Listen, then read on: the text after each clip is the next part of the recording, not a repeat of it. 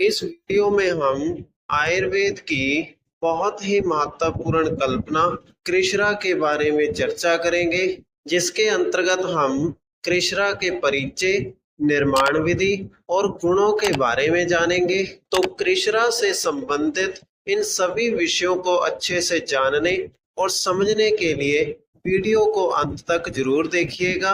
कृष्णा की व्याख्या में यहाँ पर सबसे पहला हेडिंग परिचय का लिखा है, जिसके अंतर्गत लिखा है कि कृष्णा को लोक भाषा में खिचड़ी कहा जाता है। प्रायः खिचड़ी चावल मूंग की बनाई जाती है, तो आयुर्वेद में पथ्य के रूप में विशेषतः अतिसार में प्रयोग में लाई जाती है। इसके बाद अब हम इस परिचय की व्याख्या को समझ लेते हैं। कृष्णा को आम भाषा में खिचड़ी कहा जाता है।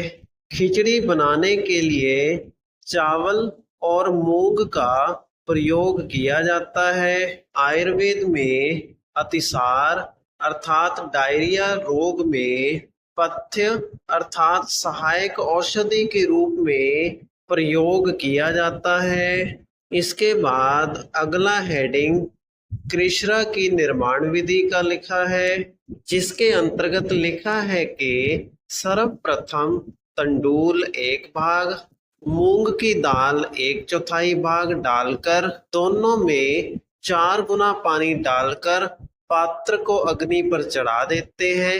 इस प्रकार यह पककर कृष्णा कल्पना तैयार हो जाती है। इसमें उचित अनुपान में लवण, हींग, अदरक आदि डालते हैं।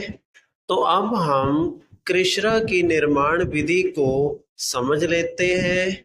सबसे पहले तंडूल अर्थात चावलों को 1 भाग और मूंग की दाल 1/4 भाग को लिया जाता है। इसके बाद इन दोनों को मिला दिया जाता है।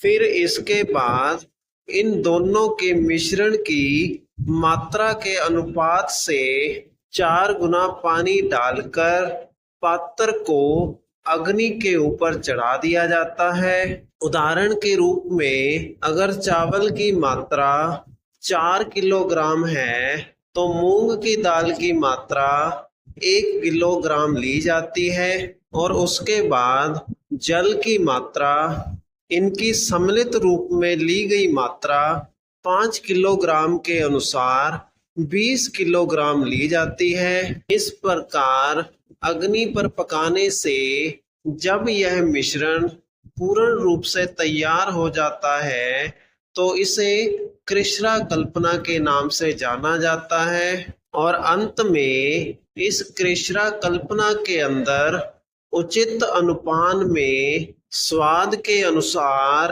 लवण, हींग, अदरक आदि डालते हैं। इसके बाद अगला हेडिंग कृष्णा के गुण का लिखा है, जिसके अंतर्गत लिखा है कि यह वीर्य उत्पादक, बलदायक, गुरुपाकी, पित्तवर्धक, श्लेष्मवर्धक, वातनाशक, कठिनता से पकने वाली, मल मूत्र उत्पादक होती है। तो अब हम इन गुणों के अंतर्गत लिखी गई व्याख्या में दिए गए शब्दों के अर्थ जान लेते हैं। इसमें दिए गए शब्द वीर्य उत्पादक का अर्थ वीर्य को बढ़ाने वाला, बलदायक का अर्थ शरीर में बल को बढ़ाने वाला, गुरुपाकी शब्द का अर्थ पचने में भारी, पित्तवर्धक का अर्थ शरीर में पित्त दोष को बढ़ाने वाला, श्लेष्मवर्धक का अर्थ शरीर के अंदर कफ को बढ़ाने वाला, वातनाशक शब्द का अर्थ शरीर में वात दोष का नाश करने वाला, कठिनता से पकने वाली अर्थात देरी से पाचन होने वाली है। और इसके बाद अंत में लिखे गए शब्द मल मूत्र उत्पादक का अर्थ है कि यह औषधि मल मूत्र की मात्रा को बढ़ाकर शरीर से बाहर निकालती है। इसी के साथ हमारी आज की वीडियो का विषय यहीं पर समाप्त होता है।